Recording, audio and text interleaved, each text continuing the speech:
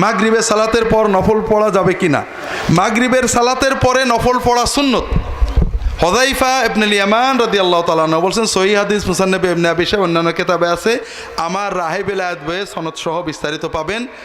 আতাইতু রাসূলুল্লাহ সাল্লাল্লাহু আলাইহি ওয়াসাল্লাম, তিনি রাসূলুল্লাহ সাল্লামের কাছে আসলেন, তাকে কিছু কথা বলবেন জরুরি, কিন্তু এসে দেখেন মাগরিবের নামাজ শুরু হয়ে গেছে। মাগরিবের নামাজের পরে বলবেন বলে বসে থাকলেন। রাসূলুল্লাহ সাল্লাম মাগরিবের পরে নফল নামাজ পড়তে লাগলেন ইশার আযান পর্যন্ত। এই মাগরিব এবং ইশার মাঝখানে নফল নামাজ পড়াকে সাহাবী তাবেঈনরা এটাকে তাহাজ্জুদের সমান সওয়াব বলে গণ্য করতেন।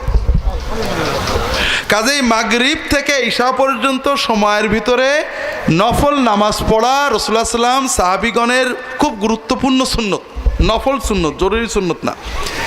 যে যেটা পারবেন পড়বেন। তবে আমাদের দেশে যেটা আওয়াবিন বলা হয় 6 রাকাত, এই হাদিসটা খুবই দুর্বল।